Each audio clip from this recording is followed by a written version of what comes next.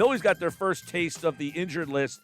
Archie Bradley placed on. We'll get the updates from Frank right now as he joins us here on the Boardwalk Honda Hotline as 97.3 ESPN Phillies insider Frank Klose is back for another edition of Frank's Mailbag. What's going on, Frank?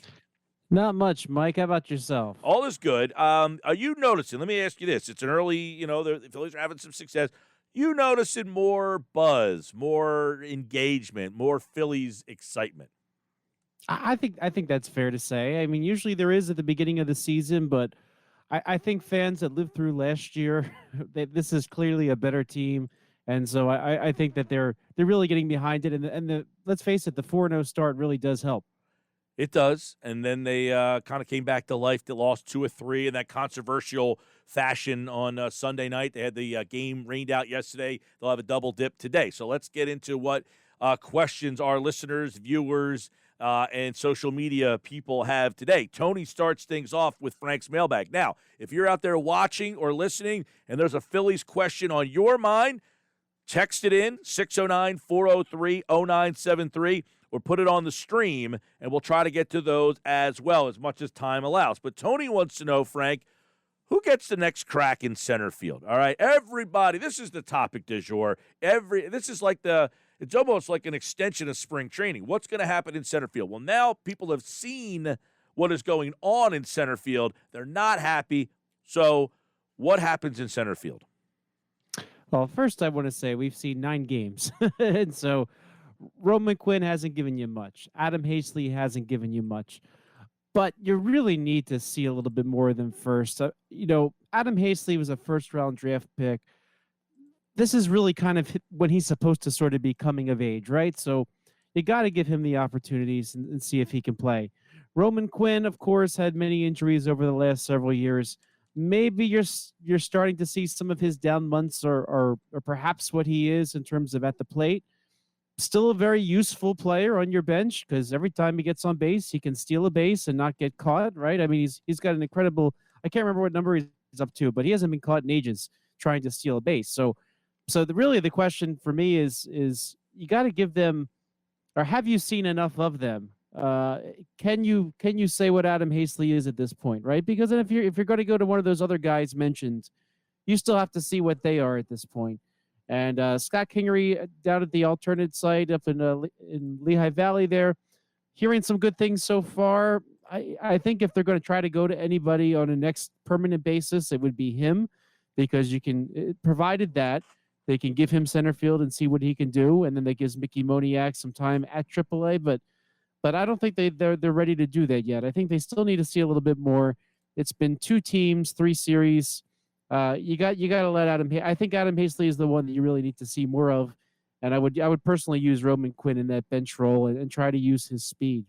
Yeah, I know that a lot of people with Hazley. I mean, is he a guy that he's just a nice player? Do you look at Hazley as more of a 4th outfielder, or do you look at him as a starting everyday player?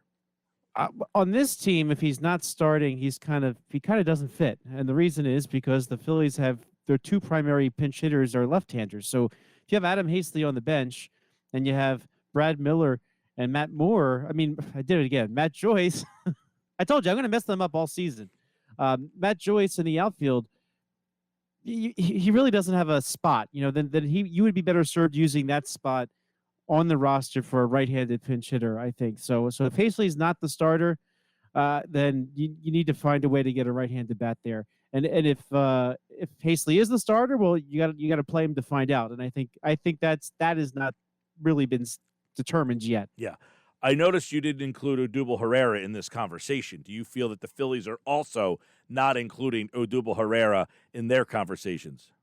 Well, my preseason predictions is you'll never see him ever again, and I'm sticking by that. There's no point in cutting somebody from your 40-man roster for what you've seen before is essentially a mediocre player for the last several years. Even before he got into trouble, he wasn't doing much for them. So there's so much promise even in Kingery still, I think there's a lot of promise. There's promise in Mickey Moniak.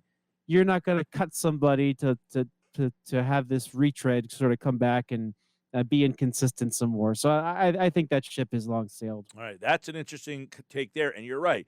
you were the one guy who held firm that you didn't think that no matter how well he played, unless he played astronomically out of his mind, which did not happen, you kept saying he was not going to make the team. Frank was right, and now you're saying you do not feel that he's a part of their future plans. All right, Paul wants to know, do you think the Phillies like what they've seen from Matt Moore, or are they already looking for more, whether it be innings or, just a more productive guy? Are they already looking to possibly for different a different route with that number 4 spot? Well, I'll say this. I was at the game when he made his first start, and I'll tell you, he made the New York Mets look silly in the first inning. He was so dominant coming out off the to the mound to take the ball for the first time. Then he seemed to lose some stamina. So you remember that was the game in which Brandon Kinsler kind of came in and kind of rescued the Phillies in the 4th inning, and the bullpen was able to hold it down.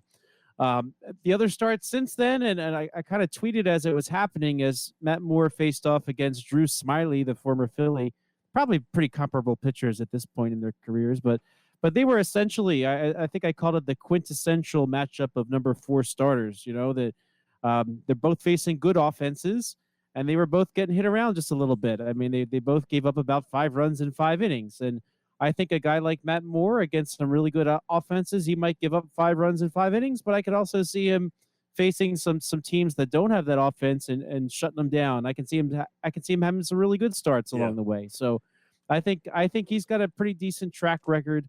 I think he's what you wanted as a back end type starter. And let's be honest, the Phillies don't have many other options beyond that anyway. So I think he's somebody that will be steady enough, and that's what you need. Well, that's the thing, Frank. Decent offense. You just said it. He's steady enough. It's like, you're going to give up 5 against the Braves, but he's going to have that game against a Marlins young team where he keeps them off balance. He flutters up a couple curveballs, and he kind of has 6 innings, gives up 4 runs, and keeps you in the game. Or you go with the guy who can maybe give you a more dynamic start like Spencer Howard. Is that somebody that you think could replace either Moore or Anderson somewhere along the line? Well, at least according to what the Phillies said, they don't expect Spencer Howard to be a starter this year. They're going to try to, or at least that's what they're saying right now, right? I mean, that could change later in the season if his innings are managed, but they seem to really want to manage his innings this year, and they plan to go forward with Spencer Howard as a reliever. But Howard, by the way, he is joining the Phillies today for the doubleheader as the extra player that teams are allowed to have for a doubleheader. So maybe you'll get a quick look at Spencer Howard. But I think if he joins the Phillies again, at least in the interim, Spencer Howard will serve as that extra bullpen piece. All right, Frank Klose, the Phillies mailbag here. Let's get Jay Mays has a question for you in the mailbag. He wants to know, what do the Phillies expect to see from Vince Velasquez that caused them to keep him around? That's a pretty interesting question. I like that one. Well, I think the short answer is he's due $4 million. And I thought personally that there was no way that the Phillies were going to tender him a contract this offseason. I thought it was time to move on. I thought you've seen what you're going to get out of him. He's Mr. 4 2/3 innings starts, trying to strike everybody out, throwing a million pitches. And, this is one you can't actually fault on Dave Dombrowski, because he inherited Vince Velasquez. In fact, Vince Velasquez was renewed on December 2nd, and December 11th was when the Phillies hired Dave Dombrowski. So I think at this point, the only choice that Dombrowski had was they could actually, as a player in his last year of his arbitration years, they could have cut him and paid him $1 million to go away. I think I like that option. I would have liked that option too.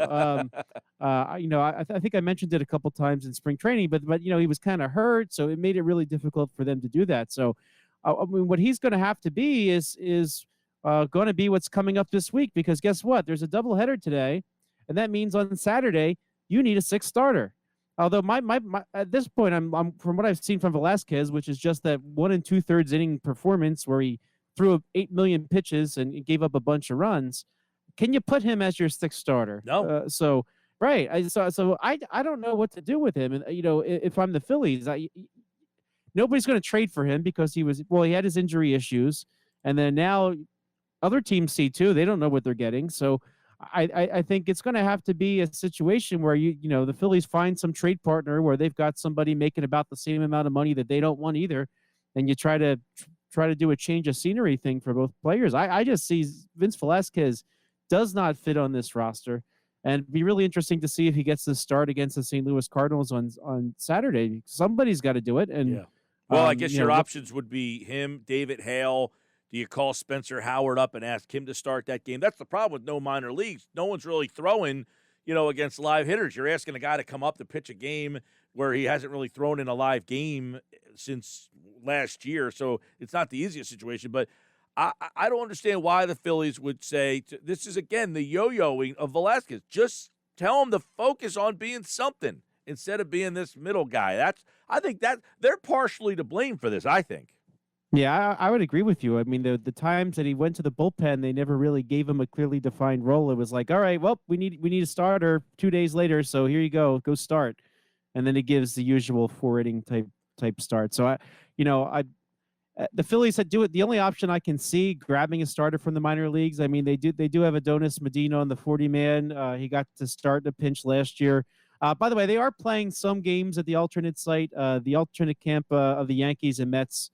They did have some games scheduled there, so they will get a little bit of live game action, just because those teams are closer by. So I think they we're going to play some games there. So, but yeah, I don't know what the Phillies really can see at this point of Adonis Medina to say, all right, do we bring him up for a start? But then again, you got to start fooling around with the roster. Because it's Saturday, not today.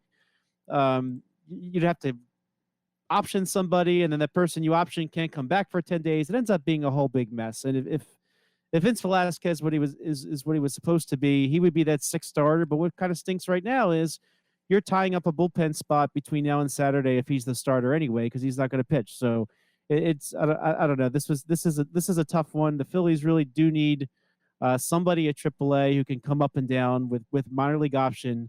Hopefully Medina is the guy, because you got to plug these extra starter games in a better way than they can. Well, and Frank, too, there's rain in the forecast for Thursday, so I guess there's a possibility that game would be postponed too. I guess, which would be a good thing for the Phillies.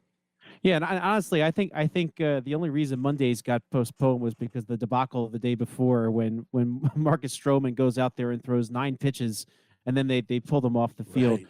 I think they didn't want to repeat that, so they were being extra careful. But yeah, there's a real possibility there's another rain out in the future tomorrow or Thursday afternoon, in which case maybe the Phillies will get lucky and they don't need the extra starter, because probably one of those games would have to be pushed back to later in the season when the Phillies are in New York. All right, Phil's today, double dip against the Mets. And, of course, the first game is in about an hour from now. And, of course, the second game, 7:10. I don't know how the 7 o'clock game is scheduled 3 hours after the first game, and that's an ESPN game. They better hope that first game doesn't go too long. What are they gonna do at 7 o'clock? That's a great point. I didn't think about that. Look at 7 o'clock. Just if that game's still going, pop on the last 2 innings of that game, and then roll into that's going to be an odd thing. So, all right, we'll keep our eyes on that. Frank Klose's Phillies Mailbag every Tuesday.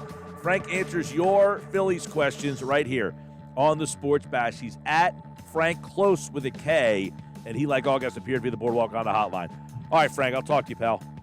Catch you later, Mike.